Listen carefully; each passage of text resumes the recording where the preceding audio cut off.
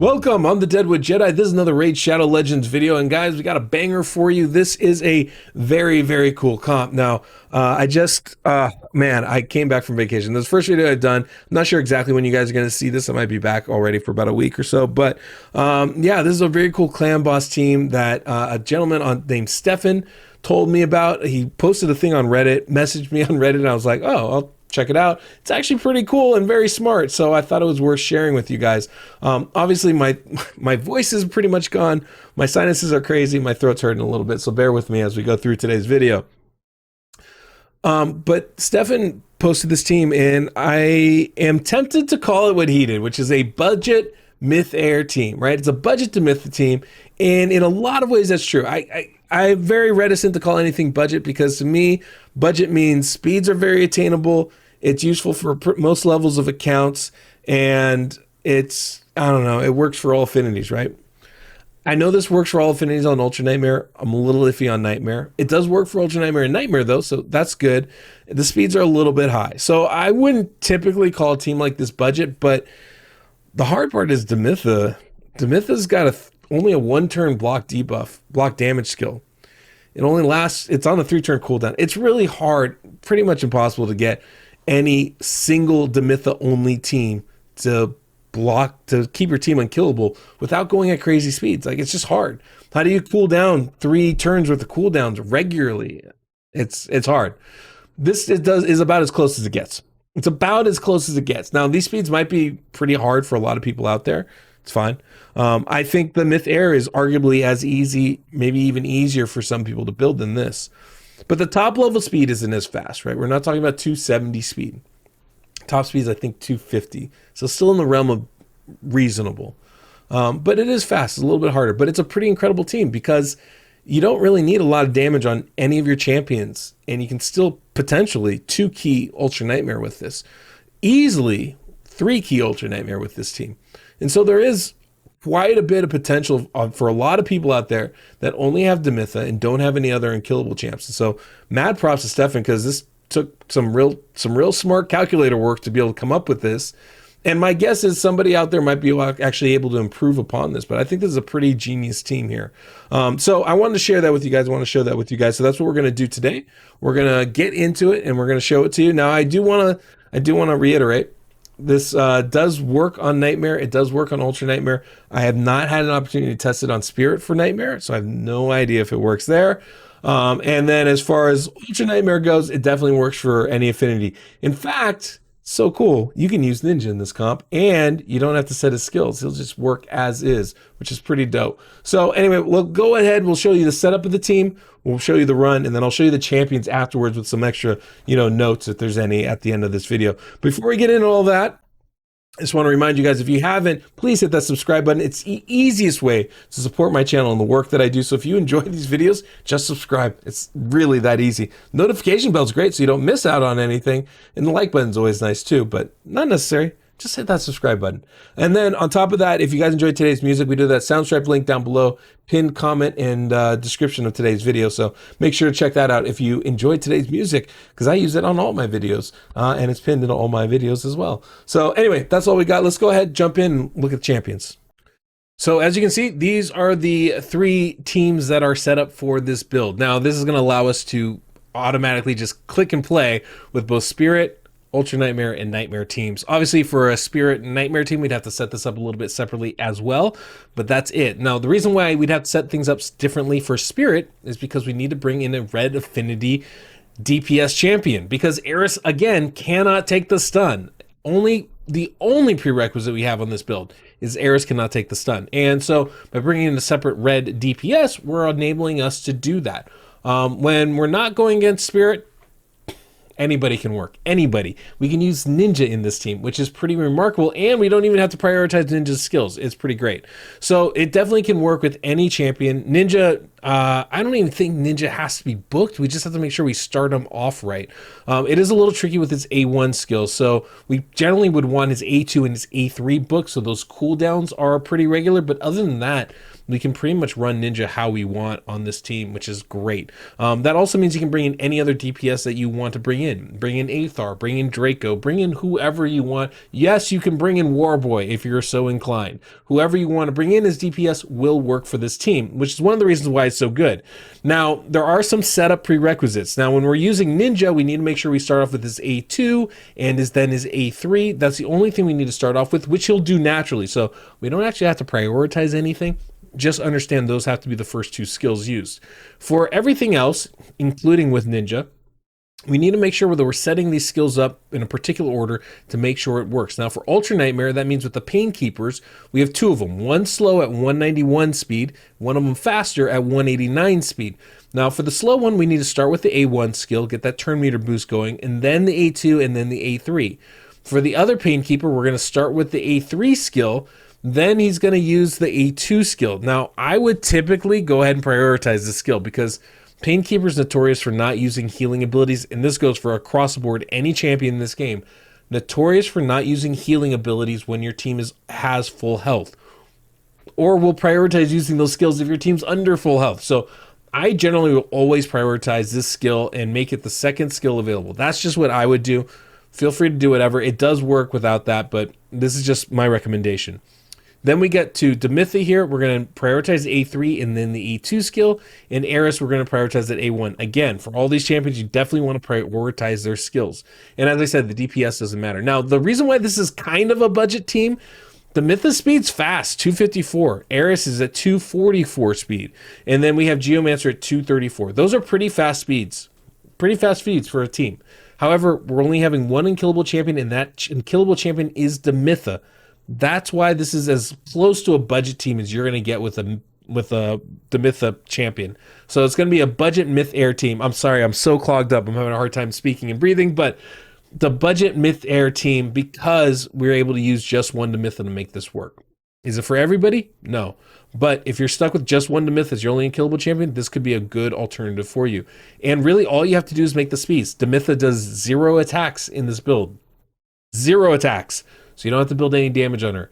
Painkeeper, neither one is built for damage. I mean, I think they both have pretty good crit rate, but like that's about it.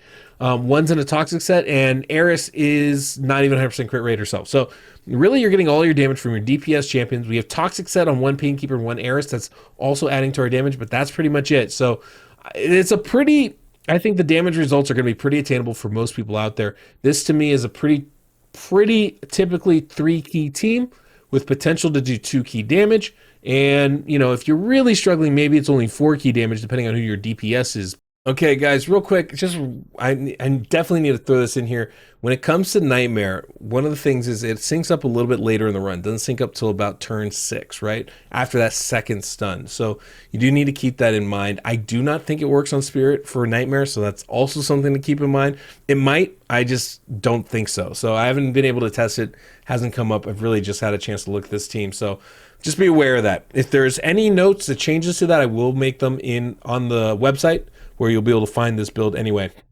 As far as the setup goes, the fast Painkeeper, we're going to start with the A2 and then go to the A3. The slow Painkeeper, we're going to start with the A1, then A2, then A3.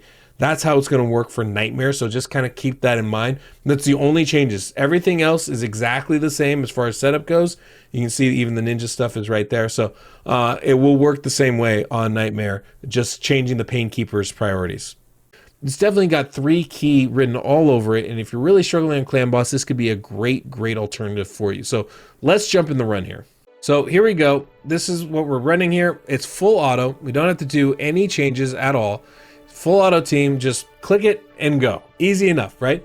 The great part is Eris is going to be going at the top of every turn, right? So she'll be able to cleanse whatever debuffs we have. We have demytha extending the speed buff that we have, so everybody's moving at 30% faster speed, and then going last at every turn to give us block damage. That's the way this works, right? Now we do have Eris going pretty fast, 244, and that's, you know, part of that is accommodating for that increased speed debuff, so that she will be going at the top of every order. You'll notice that we just take the debuff here, right? That first one, we're all just going to take it, and so I cannot tell you if some champions take it and some don't, if this will stay in sync. I honestly don't know that. So that is one way that this might fail that you're going to have to pay attention to. This is a brand new comp, so don't have all the ins and outs of it. So that's definitely something you're gonna have to work with if you're trying this. But still, you can just kind of watch and make sure either everybody takes that first slow debuff or doesn't take it. In either case, it will work. And as you can see already, we are in sync with Eris going first, cleansing, demytha extending, and then the Painkeepers doing their thing, including pulling down the skills and demytha placing that block damage at the very end right here to make us unkillable. And that's the team, right? Pretty simple, right? Works perfectly fine. Now, I have tried this. I did try this a little bit with Eris, a little bit slower. It doesn't work for Spirit. It will work for other affinities. You can have her as slow as 239, but for Spirit, we're going to need a 244, I think is the minimum here, just to ensure that she's going before the other Painkeepers. There might be a little bit more leeway on that, but I think having her at 244 should ensure that she goes first and keeps everybody in sync, regardless if he takes a slow debuff. I think it should still work. So this is a pretty remarkable team. I mean, it's pretty minimal as far as the builds go here. I'll show you the champions at the end so you can see exactly what I'm talking about, but we're already in sync, so you don't have to worry about building a lot of survivability on these champions. We don't really have to worry about the stun targeting, because as long as it's not Eris, it's going to work. She will cleanse away the stun and any affinity debuffs. So it's a pretty remarkable team here. Pretty good, pretty darn good. I think it's a really genius kind of team, being able to utilize two Painkeepers, alternating their cooldown so that we're always having Eris and increasing the speed at the top of every turn, and demytha placing that block damage at the end of every turn. It's pretty great. The only limitation is we only have one DPS champion, so that's what really holds our damage down. But otherwise, the whole team's going at a 2-1 ratio. The speeds are fairly attainable, I would say, especially when you don't really have to focus on anything else. You can just focus on the speeds. Now, obviously, trying to fit some toxic sets in can be a little bit trickier, but you know, you can put one on Eris, I think is definitely a way to go, and you can put another one on either one of the Painkeepers and have pretty good success with it. So that's pretty much it. I'll let this run. You guys enjoy the music, and we'll come back at the end.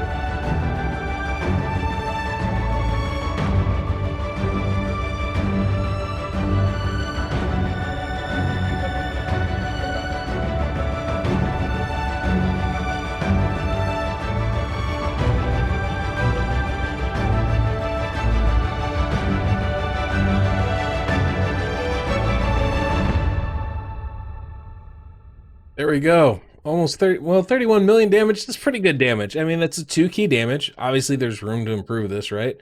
You didn't have a full debuff bar for pretty much the whole fight, so there's definitely some room to improve things, I think, pretty easily on this. But you can see it's kind of limited, right? I mean, I don't know that I would say this is a 2-key team regularly, but I would say very easily a 3-key team. That's not too bad. That's not too shabby. There's definitely alternative champions we could be using too.